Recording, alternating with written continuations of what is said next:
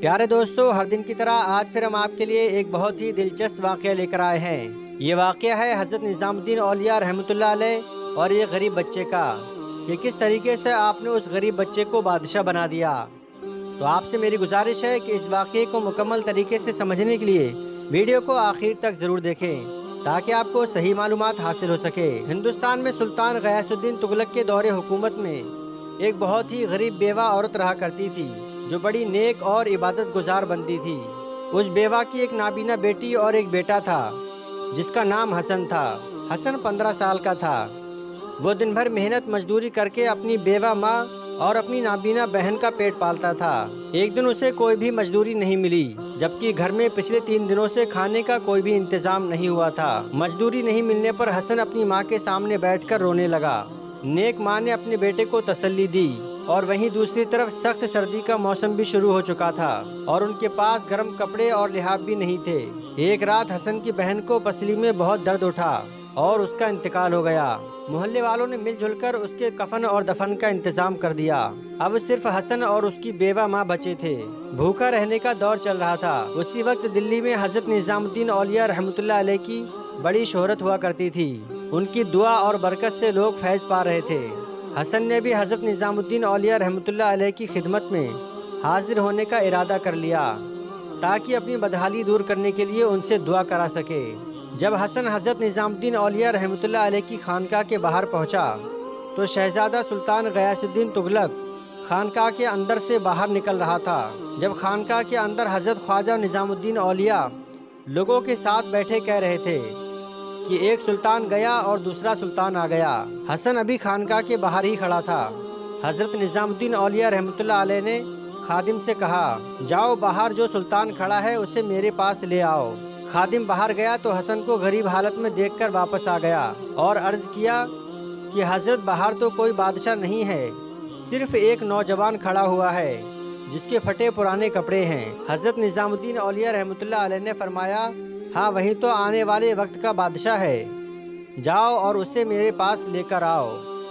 جب حسن خانقاہ کے اندر داخل ہوا تو حضرت نظام الدین اولیاء رحمۃ اللہ علیہ نے بڑی محبت سے فرمایا، بادشاہ سلامت بیٹھ جائیے۔ حسن بولا، حضرت میں تو قسمت کا مارا ایک غریب انسان ہوں، دین اور دنیا کے بادشاہ تو آپ ہیں۔ حسن کو کیا معلوم تھا کہ ماں کی دعا کی بدولت اب اسے فیض ملنے کا وقت آ چکا تھا۔ حضرت خواجہ نظام الدین اولیاء رحمۃ اللہ علیہ نے اپنی افطاری کے لیے کھانا حسن کو دیا اور کہا، اسے کھا لو، یہ بادشاہت کا تاج ہے۔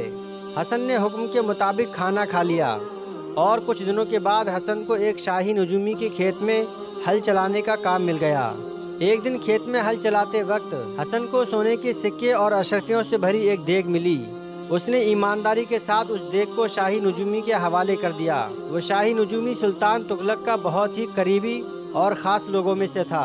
اس نے سلطان تغلق کو اس کی ایمانداری کے بارے میں بتایا۔ بادشاہ حسن کی ایمانداری پر بہت خوش ہوا اور حسن کو شاہی دربار میں ملازم رکھ لیا۔ کچھ عرصے کے بعد حسن اپنے دماغ اور اپنی قابلیت کی وجہ سے بادشاہ کے دربار میں سب سے خاص لوگوں میں شامل ہو گیا۔ جب شہزادہ سلطان تغلق ہندوستان کا بادشاہ بنا تب اس وقت حسن دکن میں تھا۔ دکن کے لوگوں نے آپس میں رائے مشورہ کر کے حسن کو اپنا بادشاہ بنا لیا۔ بادشاہ بننے کے بعد حسن اکثر کہا کرتا تھا کہ خواجہ حضرت نظام الدین اولیاء رحمۃ اللہ علیہ کی دعا نے مجھے گدائی سے شاہی تک پہنچایا ہے، ورنہ میں تو ایک وقت کا مارا ہوا انسان تھا۔ حضرت نظام الدین اولیاء کے یہاں بہت ہی زوردار لنگر ہوتا تھا۔ دور دور سے آنے والے لوگ آپ کے لنگر کھانے سے لنگر کھا کر اپنا پیٹ بھرتے تھے۔ تبھی کچھ بادشاہ کے سپاہیوں نے بادشاہ کے کان بھرنا شروع کر دیے کہ سرکار، راشن پانی آپ کا اور لنگر کھانے میں نام ہوتا ہے حضرت نظام الدین اولیاء کا۔ تبھی بادشاہ ان کی باتوں میں آ گیا اور اپنے سپاہیوں سے کہا کہ جاؤ اور حضرت نظام الدین اولیاء سے کہنا کہ آج سے بادشاہ لنگر کھانے میں کوئی چندہ نہیں دے گا۔ پھر بادشاہ کا سپاہی حضرت نظام الدین اولیاء رحمۃ اللہ علیہ کی بارگاہ میں آیا اور بولا کہ آج سے لنگر کھانے میں بادشاہ کی طرف سے جو چندہ آتا ہے وہ اب نہیں آئے گا۔ حضرت نظام الدین اولیاء کو جلال آیا اور بولے، اپنے بادشاہ سے کہہ دینا کہ تیرے بادشاہ کا چندہ بند ہوا ہے لیکن نظام الدین کا لنگر بند نہیں ہوگا۔ آج تک ایک ٹائم چلتا تھا، آج سے 2 ٹائم چلے گا۔ اب سپاہی اور مرید سب حیران کہ ایک ٹائم کے لنگر کے لیے چندے کی ضرورت ہوتی تھی، یہ 2 ٹائم کہاں سے چلے گا؟ جب مریدوں کو حیران اور پریشان دیکھا تو آپ نے فرمایا کہ گھبراتے کیوں ہو؟ جتنا پیسہ چاہیے میرے مصلے کے نیچے سے نکال لینا۔ اللہ اکبر! یہ ہیں اللہ کے ولی، جس جگہ عبادت کر لیں اس جگہ کو بھی سونا بنا دیں۔ خیر لنگر تو بند نہیں ہوا، لیکن دوسرے دن خبر آئی کہ بادشاہ کا پیشاب بند ہو گیا۔ سارے حکیموں کو دکھایا لیکن کوئی فائدہ نہیں ہوا۔ اب جسے حضرت نظام الدین اولیاء بند کر دیں اسے کوئی حکیم کیسے کھولے؟ جب بادشاہ کی ماں کو یہ سارا ماجرا پتہ چلا تو بادشاہ کی ماں حضرت نظام الدین اولیاء کے دربار میں گئی اور عرض کرنے لگی، حضور میں مانتی ہوں میرا بیٹا گستاخ ہے، میں مانتی ہوں میرے بیٹے نے غلطی کی ہے، لیکن ہے تو وہ میرا بیٹا، اگر وہ ٹھیک نہیں ہوا تو میں آپ کے دروازے پر سر پٹک پٹک کر اپنی جان دے دوں گی۔ حضرت نظام الدین اولیاء مسکرائے اور کہا، ٹھیک ہے تیرا بیٹا ٹھیک ہو جائے گا، لیکن میری ایک شرط ہے۔ بڑھیا نے کہا، کیا شرط ہے؟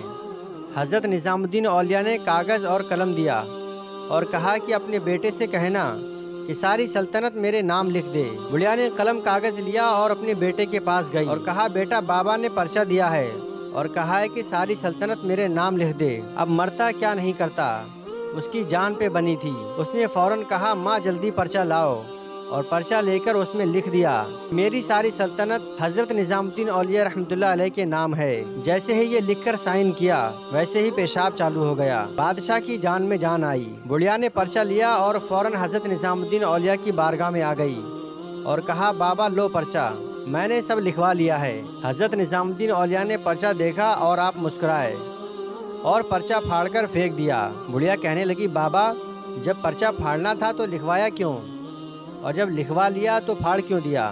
حضرت نظام الدین اولیاء نے فرمایا کہ یہ اس لیے کیونکہ تیرے بیٹے کا غرور ختم ہو جائے اور وہ یہ جان لے کہ حکومت اس کے باپ کی نہیں ہے، بلکہ حکومت کل بھی ہماری تھی اور آج بھی ہماری ہے۔ ایک بار ایک شخص حضرت نظام الدین اولیاء رحمۃ اللہ علیہ کے پاس کچھ پیسوں کی مدد مانگنے کے لیے آیا۔ 3 دن تک وہ شخص حضرت کی خانقاہ میں رکا رہا لیکن اسے کوئی مالی مدد نہیں ملی، تو وہ شخص واپس گھر جانے لگا۔ حضرت نظام الدین اولیاء رحمۃ اللہ علیہ نے اسے اپنے نالین یعنی جوتے مبارک دیتے ہوئے کہا، اس فقیر کے پاس تجھے دینے کے لیے ان جوتوں کے علاوہ کچھ بھی نہیں ہے۔ وہ شخص جوتے لے کر چل پڑا اور سوچنے لگا، اب ان پرانے جوتوں کا کیا کروں گا، اور کہنے لگا، حضرت نے اچھا مذاق کیا ہے میرے ساتھ۔ رات ہوئی تو وہ شخص ایک سرائے میں ٹھہر گیا۔ سرائے سے کچھ دور امیر خسرو جو حضرت نظام الدین اولیاء رحمۃ اللہ علیہ کے مرید اور خلیفہ تھے، اپنے لشکر کے ساتھ رات میں پڑاؤ ڈالے ہوئے تھے، تو اچانک امیر خسرو چلا کر بولے، مجھے میرے پیر و مرشد کی خوشبو آ رہی ہے۔